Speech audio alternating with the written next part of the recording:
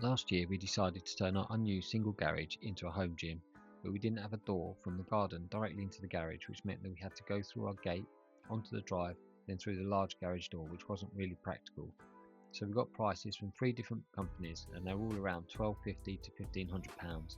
Considering our budget for the whole project was only £3,000, we couldn't really afford to get someone in. So I decided to do what I always do and have a go at doing it myself.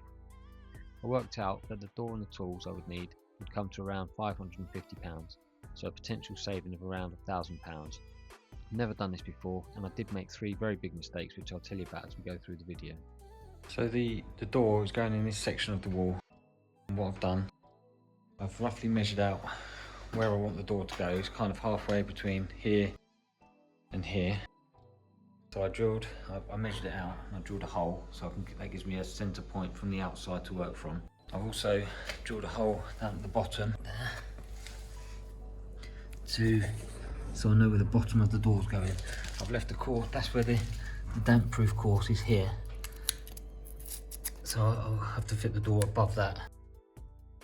And also I want to build the floor up in here as well to insulate it, so I need to leave a space at the bottom. So the door I've bought is 840mm wide. So what I've done, I've marked out from there, that's the centre point, and I've measured either side 425. So to make the opening 850 in total, because you need to allow a 10mm expansion gap for UPVC. This centre point here, the hole that I drilled, I'll take basically all of my dimensions from that, so that I know that the inside and outside is going to work out the same. So that's the hole on the inside.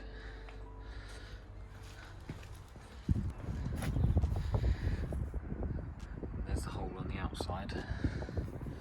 So that's where the door's going to end up, in the wall. So this is the door I bought from B&Q. The dimensions here. So from the bottom hole that I drilled, I measured out 2055mm. You can see the squiggly pencil line. That's the line of mortar that I need to take out to put the lintel in. This is the lintel.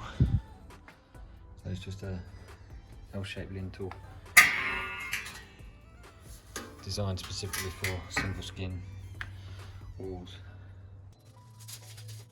So here's my centre line where the door is going, and then the lintel is 1.2 metres long, so I've gone 600 that way, which is to there, and 600 that way, making a total of 1200. I'll obviously go a little tiny bit past. So all of this mortar has got to come out for the lintel to go in before we can start chopping out the brickwork.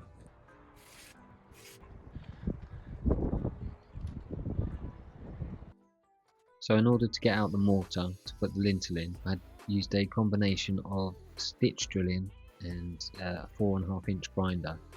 This was probably the hardest part of the job. It is the most time consuming and the most boring part, but it's a necessary evil to be able to get the lintel in place. The bricks and mortar in this wall are very new, so there's virtually no danger of the bricks falling down from the top. In any case, the lintel will be in soon anyway, so that will support everything above. The amount of dust created by using a grinder inside is unbelievable, so make sure that you cover every single thing in the room that you don't want covered in dust.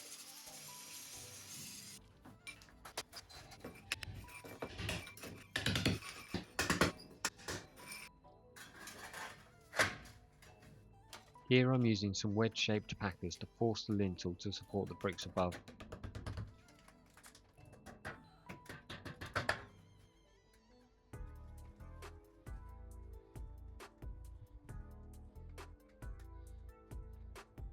Here I'm doing the same again on the outside. Instead of drawing a line on the wall, I decided to fix some thin strips of wood to the wall so that I could follow them with a 9-inch grinder. This is a good idea for 2 reasons. Firstly, once you start cutting, the dust makes it impossible to see the line, and secondly, it helps you to keep the grinder in a straight line. I chose to put the strips on the inside of the line so that I didn't have the holes to fill after, and this was probably my first mistake, because if you wander away from the lines you go outside the opening, whereas if you put the timber on the inside and cut inside the line, it doesn't matter if you go wrong because that brickwork is going anyway.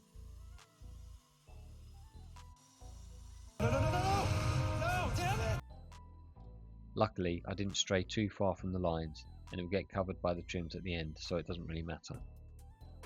Once the cuts were done on the outside, it's time to go around and start on the inside. Because I was using a 9-inch grinder on a 4.5-inch brick, the blade hadn't gone all the way through to the other side, so what I had to do was set up my strips of wood again on the inside and then use those to cut through from the other side, and the joins lined up perfectly because I used my datum point in the centre. Here we tried spraying some water onto the blade whilst it was cutting, but as you can see it didn't really make that much difference. Here I changed the bit in my SDS drill to a chisel bit and then turned off the rotary action.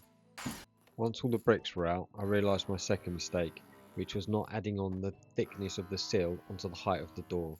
So the opening that I just cut was about 30mm too short. Because I'd already installed the lintel, my only option was to go down below the damp-proof course and then cut out 30mm out of the brick below. This wasn't too much of a problem though, as I just had to reinstall the damp-proof course 30mm lower. Third mistake was not pushing record when I was installing the door. I have any footage of it being installed. Just used 100mm frame fixers and I just made sure that the door was perfectly plumb and perfectly square. I had to mess around with it a bit to get the locks to work. So I had it in the right location and everything was working well. I just put some expanding foam around the edges to hold the door in place. Once the foam had gone off, I just trimmed it up with a sharp knife. Next, I just packed some sand and cement underneath the lintel on both the inside and the outside.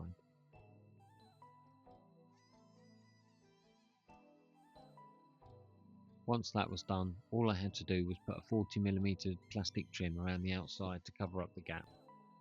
I just super glued it in place, and then when the super glue was dry, I just siliconed around the outside to stop any water getting in. And that was it, all done. I added some obscure glass film just to stop people seeing in. The door, the lintel, and all the tools that I bought to do the job came to around £600, so I think I saved myself around £900. I'll put a link to everything in the description so that if you decide you want to go ahead and do this yourself, you can. If you want to see how we did the rest of the garage to gym conversion, please like the video and subscribe. I'll be uploading some more videos soon.